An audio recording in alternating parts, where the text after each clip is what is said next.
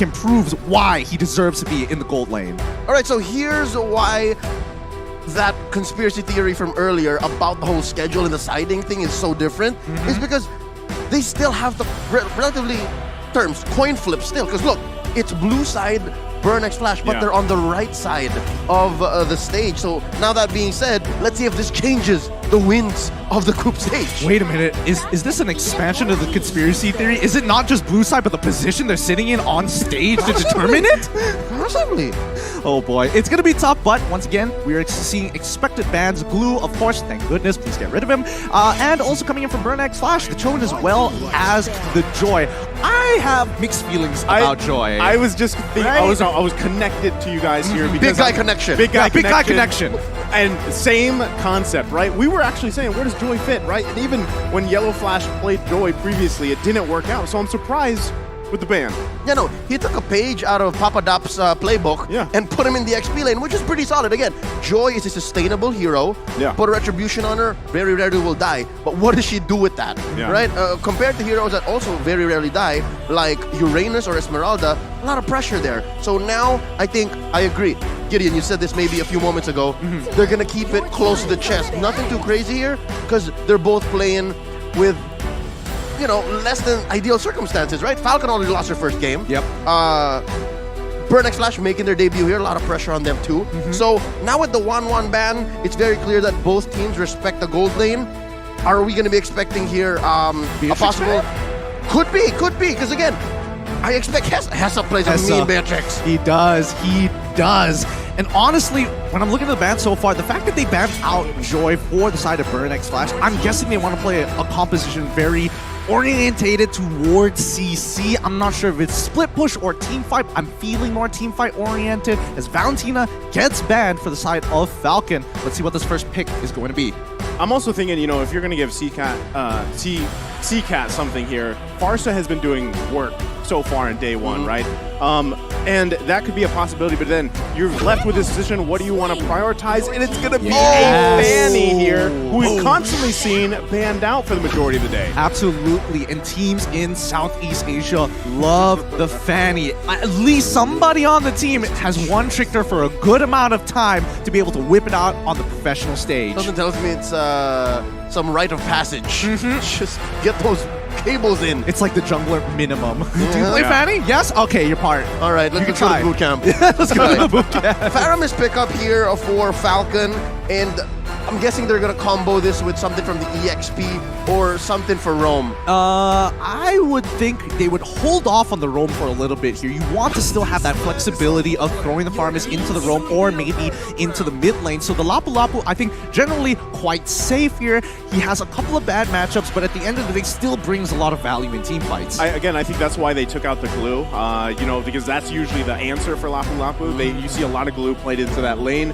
They're going to secure themselves that here. I'm wondering if they trade the Fredrin, right? If we see Burn X Flash take the Fredrin and put it in the XP lane, because that is kind of the old eternal battle, right? With the Uranus Esmeralda fight. Now Fredrin, Lapu Lapu.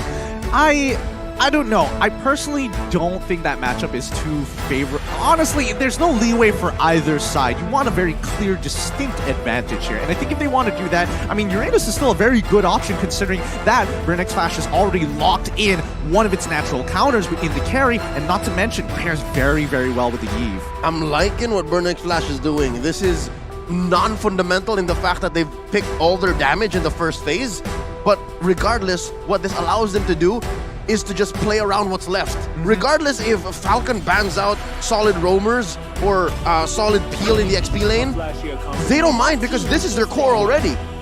Ooh. This is daring. Yeah. It's dangerous. Yeah. Ling. Perilous. Ooh. Ling versus Fanny. Again, another very classic matchup, but you can expect the Fanny to have a lot more pressure in that early game. I'm surprised they locked in their jungle, especially in the first phase. They banned out, for specifically Falcon, they banned out the Kaja. I was thinking maybe a Kufra, an answer maybe to stop this Fanny, which Burn X Flash just banned. It looks like Falcon doesn't want to play the, I'm going to play this, so I'll ban this role. It's more of, I'll play this, so that you have no choice but to answer me, because they took out one of the last remaining predators of the Ling, the Hilda. That's a good point. Oh, it's getting a bit stressful here because it feels like Falcon might be playing into themselves. We don't have the Kufra. We don't have the Hilda. I'm very curious if Falcon... I'm going back to like prehistoric days here. Anybody play Saber? Like if they really want to shut him down, that's a possible answer. Mid and Roam Saber was a thing for quite a bit. Yep. Legacy stuff, man. But it's too spicy. Right now it's too spicy for 2023. Too spicy? I feel like it's just right. Like just right. I mean the Diggy is already gone. Like I'm feeling it here. It feels like it's gonna come out. I think it could, I mean, with it being day one, I don't think you could count out spicy, right? like, especially we're here in beautiful Indonesia, right? So of course, it's all about the sambal spice. everywhere. Sambal everywhere. Oh boy! All right, here we go. With 10 seconds left on the clock, let's see the final ban coming out from Burnex Flash. What else could they really be worried for? I feel like their first 3 picks are already so very good. The Ruby, another roamer. That is a really, really good ban. I love it. No, the Ruby just stops whatever the Ling wants to do, whatever the Lapu wants to do, positions him and then repositions him. Even the Faramis, the Ruby can give hell to the Faramis. I would actually love to see Ruby here on the side for Burnex Flash, especially with that Eve, but you know, they're the one that banned that out here. But Brock locked in for Falcon. And this could be a good tool for them to work around, right? I mean, you have that long stun with a wild charge. You have obviously those walls you can set up here to cause a little havoc. Try to cut some people off if you can too, and make it a little bit harder for that Fanny to move around. For sure, but at least it gives another threat to actually cancel out the Eve's real world manipulation. You can use the Guardian's Bulwark as a way to kind of knock her, or if you want full commitment with the Lapu as well, the wild charge really sets up great. But it also is a bit of a double-edged sword, right? You build up that wall, you still need to hold spells specifically for Fanny. Yeah, no, that's what's happening is Burnex Flash, regardless of what happens with these last 2 picks, are playing with their box. They're the ones who want to poke, and then it's up to Falcon to try to break through with that. And they're going with a... Correct me if I'm wrong, this is a Roam Matilda XP lane Fredrin. Yeah. So eventually ended up with the Fredrin Lapu. The new Eternal Battle. Yeah. New Eternal. I mean, it's Eternal more like Battle a flashy battle. Like it looks like an action movie. Like, Eternal Battle to Electric Boogaloo. yes, we'll take it. I'm with it. In theaters near you. I hate the fact that I know the reference and it tickles me every time. But I gotta keep my composure here. I gotta be one of the big boys at the table. But with the final pick coming in for the side of Falcon, is there anything that could really save them here? They lock it. The Harith! Gold Lane Harith! Gold Lane Harith! This is going to be very interesting here, and it's going to be a little tough for at least Hessa to farm comfortably. I was just saying, like, when we had the discussions about the meta and everything, like, Gold Lane, yes, you still have your marksmen, they're great options, but I feel like now more than ever, maybe more than ever, you can actually flex a lot of those picks, even the mage picks, in that Gold Lane. And we've even seen in previous tournaments, even like a Ruby Gold Lane, Hellkirk Gold Lane pop up. Not sure if that's going to happen, but even you mentioned a possibility of, hey, what if Hayabusa Gold Lane, right? There's I feel like room for flexibility just in that lane alone. Yep. So thinking about how Falcon might approach this matchup is the Harith is one of the heroes that aren't built to break through that zone, that box that Burnex Flash is putting up, because they need that. They need at least one failsafe, one emergency button for them to eventually rely on if the Ling plan to work out. Well, at the very least, they have ways to stop the box. But let's jump right into it. Welcome to the Land of Dawn once again for match number 5. It is going to be Burnex Flash on the blue side up against Falcon Esports on the red. Something to note. Falcon already applying here one of the few things that a Grok only can do, made popular by M2 World Champion Lusty with the minion block. Yep, right? Delaying that wave. Yeah, right there. See, and already Justin is getting a lot of waves. Yeah, no, it's great because now Justin can sit under his turret. Wait, this is about to escalate. Hold up. They're going to cut him off here. D7 has to flicker out. Going to be fine right now, but a lot of tension here between the two teams already early on. Yeah, thank goodness Chima was ready to go for it. I mean, if this was a pub game, Chima would have just left me to die. Yeah, it is what it is. It is what it is. Sorry, buddy. But yes, more importantly, the mid lane is going to be highly contested here, just so that the side lanes could have a good time. A lot of the pressure is going to be topsy-turvy here. We're on a seesaw. Let's see where the weight is going to be put on. Wait, did Ken not get the purple? Yeah, he did. Oh, he didn't go for the purple yet. You're right.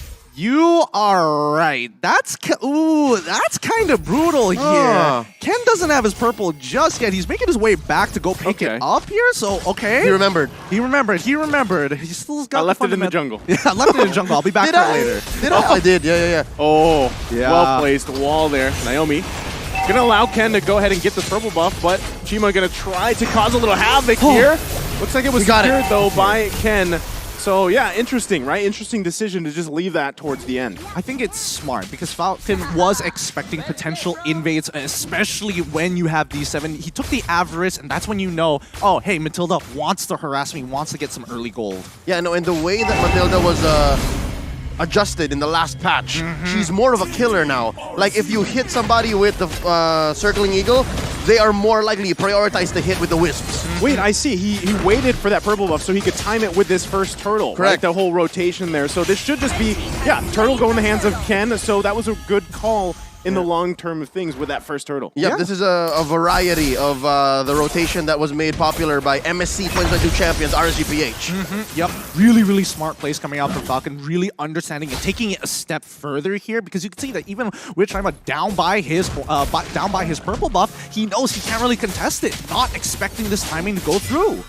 And what this is doing for Burn is it's throwing them off. Do you see how Chima could not even think of even going to the turtle anymore? And they can't even, it's not like they even made much of it in the top lane. So this is also, again, in turn, giving Zipek some space. Yeah, super balanced right now. Naomi, he's pretty far out, and I like what he's doing. He is just matching and mirroring what D7 is doing right now, making sure that they know where Burn is going to try and invest some time and effort to maybe get an advantage, maybe get a little bit of a lead. But Falcon understands the longer this game goes, there is a very high chance for them to actually go for a full-on fight.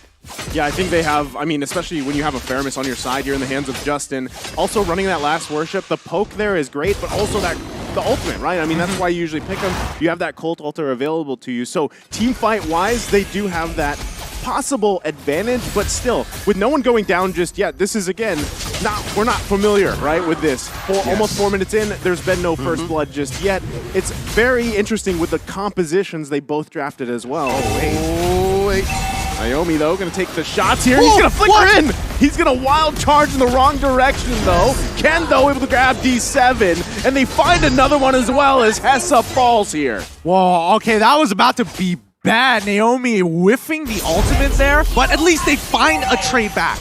Not worth it. They lost Hessa in the process. And that was one of the most ideal ways that Falcon can actually initiate. Yes, it was tricky for Naomi, but he knew what he was doing. I'm pretty sure comms would show that he was getting in there in the right time, and it allowed Ken to make a beeline for the backline. And he didn't, I don't even think it was Ken who finished off Hessa. He finished off D7, and this allows another free turtle. So now they're going for it. Circling Eagle going to be popped here. Ken able to secure the turtle, but Zip goes down as Chima able to find the kill. Another wild charge comes forth as D7 falls. Tempest Blade's going to be popped here. Ken looking for Hessa. Can't get the last hit, though, as he falls into the river. And it's I'm your ATM to secure another one. Beautifully played by Burn. Beautifully played. They all had their battle spells ready to go. Those flickers making all the difference here in these small moments, moment to moments against Falcon. And here's how that Matilda pick alongside the Eve on C-Cat makes a difference. With this kind of lineup, yes, you're playing with a box. But since it is a Matilda with the guiding wheel, you're able to relocate. And that's what allowed Burn to win that exchange. Yeah, and now the item power spikes are starting to roll in here, right? C-Cat getting the Ice Queen's wand. He's got a little bit more utility. Even Hessa, he's getting close to that second item. I know for a fact that he already has the Corrosive Scythe. And yes, he's already starting to build up into that Golden Staff, I would assume. Oh, I love it. The Ice Queen wand on the Eve is going to make finding him all the more difficult. First, pick up on the Enchantress Talisman on Justin. Yeah, he's going to be able to use Cult Altar even more.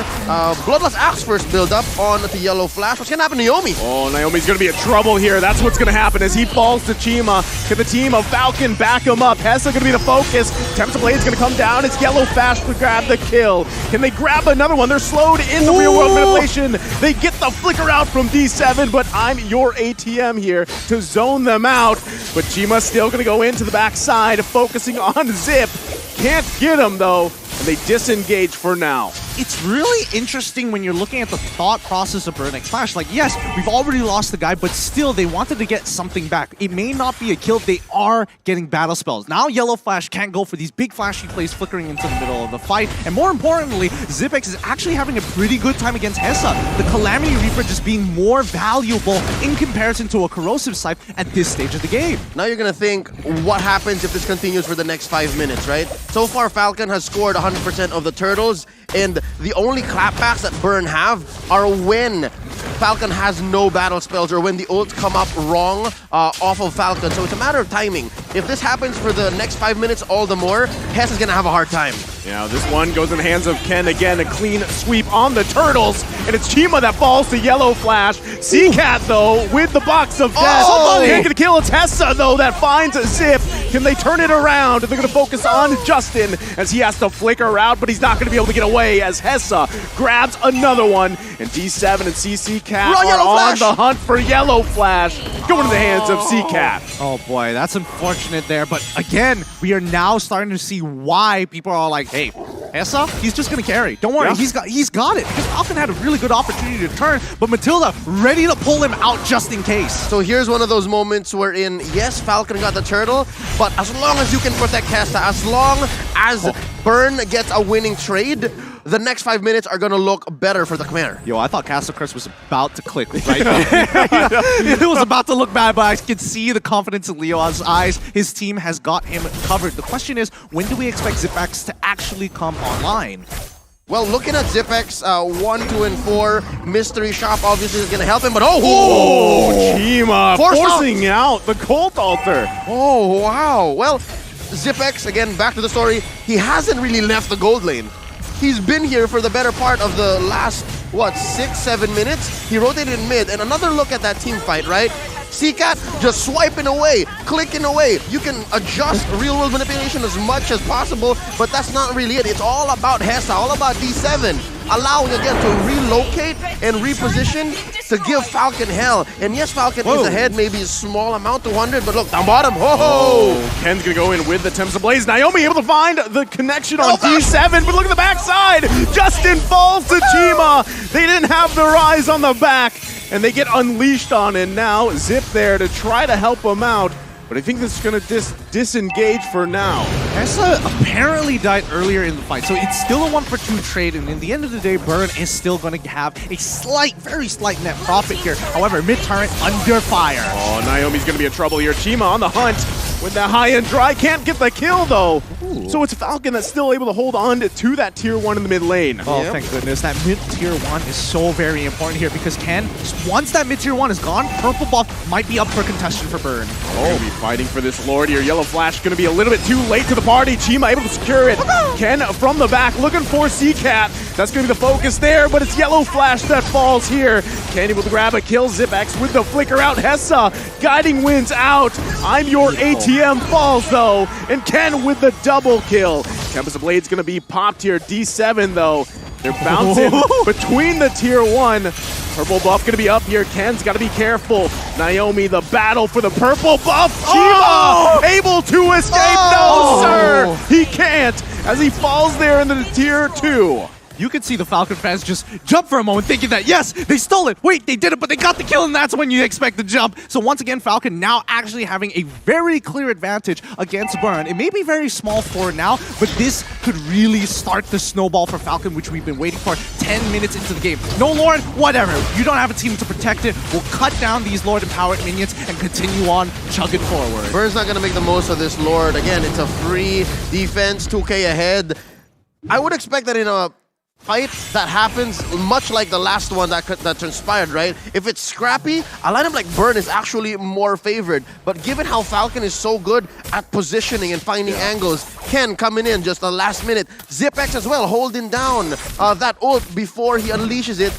It's so perfect, and that's what's leading Falcon here so far to get this small lead. Again, 13-11. Lord went over to Burn, but it's Falcon who's winning more fights. I'm very curious about the item build so far. I just saw Hessa purchase the Winds of Nature I'm not entirely sure whether he has the Golden Staff already or whether he's delaying it. We'll find out in a little bit as this fight might just break out. No, they're going to just back off. Regardless, it's more important that he picks up the Wind of Nature before anything else at this point, because Ken is so good at finding him. It's mostly for Ken, almost just for Ken. Yeah, there's still, I mean, a lot of back and forth here. I'm your ATM, going to get the taunt off. Has to be careful how they go about this. Zip, though, with the Zaman Force right into the Wind of... Okay, they're going to be fine, actually, as they back off from that real-world manipulation. The Tempest of Blades popped as well. That's so many ultimates expended here by both teams. That can't be right. Yeah. That cannot be right. I think Falcon had a really big miscommunication there. There is a moment of hesitation. Yeah. You can see that Ken is in really good position to actually use the Tempest of Blades early enough to actually cancel out CCat's ultimate, but then at the expense of Falcon's team getting cut down, and even with the Cult Altar being expanded early, just cut through. Tells me it's analysis paralysis. He had to make a decision. Do I find the CCat, try to cancel that ult and kill him, or give Hessa what he's looking for?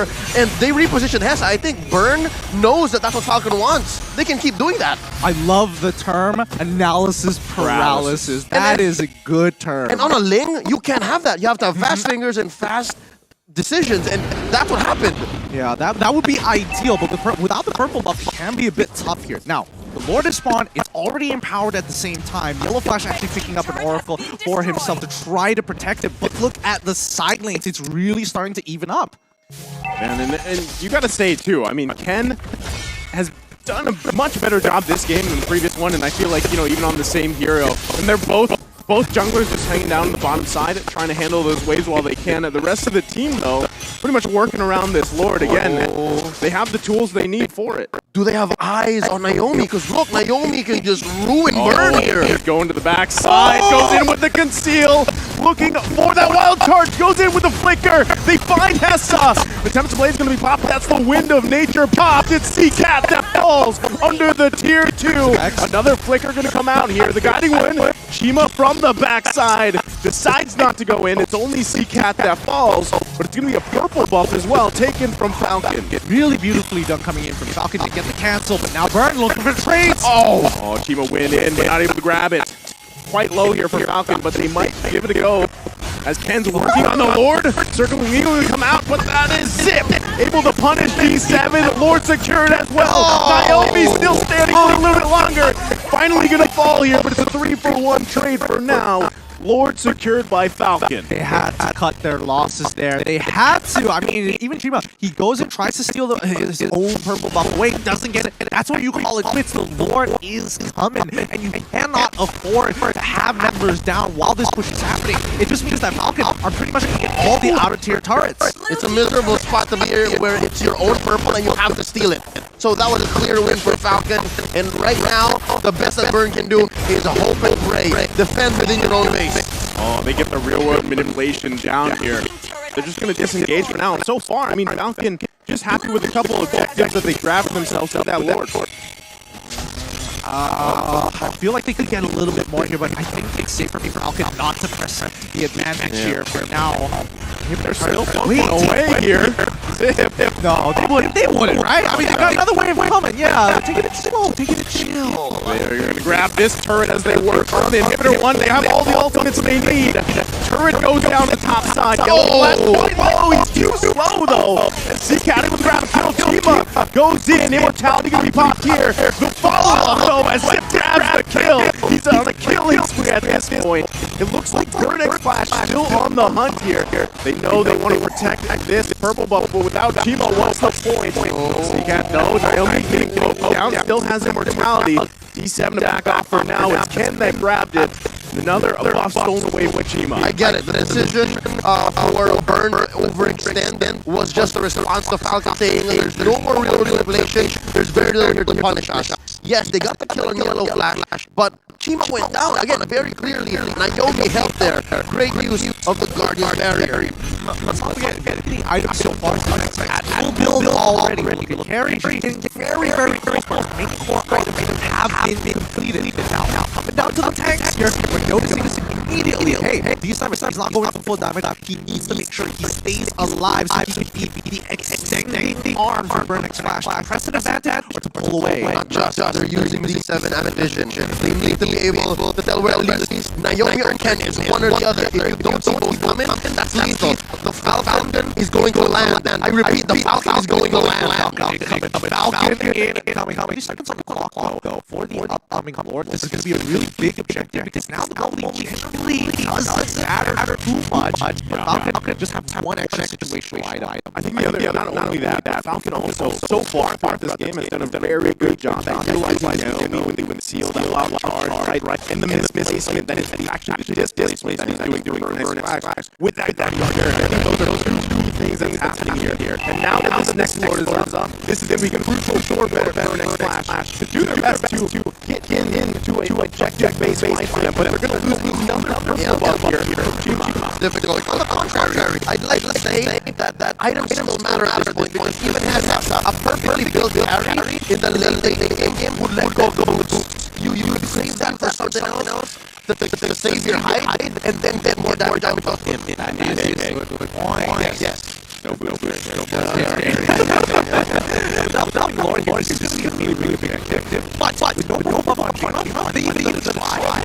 Well, I mean, the forearm right now. Both junglers are just hanging out. I'm ready to be careful. Real come down. Cold there. He's 7 in mortality. Naomi though. Esso was running for his best on the mountain. Got to deal with this as well. There's still a lot of you. You do this mistake here. Now Falcon on retreat. As the Lord might just go in the hands of our next class. This next go. No one there to test this one. It's a run for Falcon as this Lord continues whittle down by next class. Another flicker go out. Yellow out. I know you're ATM. Another picked up. It's just like that. Our next class back in this game. I'm calling robbery. That was literally Falcon's Lord. But the way that Burn responded, they're not done. They're still going back and forth here. This looks like this disengage from Burn X Flash, reset, and march down to the Lord. Both of these teams are really giving each other an inch and unfortunately making, I kind of blame him for really nice. That's great. I mean, on the resurrection, as soon as the mortality just boom. Paralysis, again. It's the same situation, right? So what do I do? Do I stop Eve? Do I blind her hands in?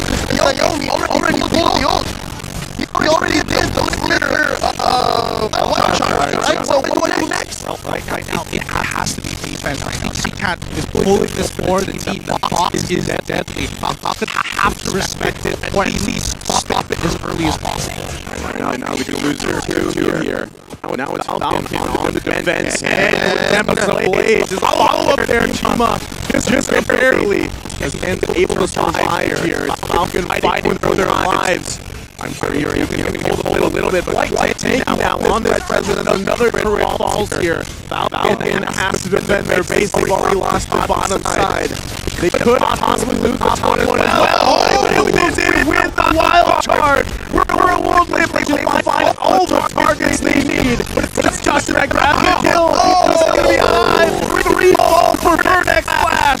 Justin has to be careful here, but it's G-7 on the run. Oh, that was such a bad all coming in from Zipex. You got so much value out of it. Even actually seeing when you see Ken jumping into the backlines, less hesitation this time, forcing Ken to actually get out of there and using the Winter Truncheon super early on into the fight. It's to the point where Falcon's box is so much bigger than Burn. And it's so much easier to activate. Keep going down.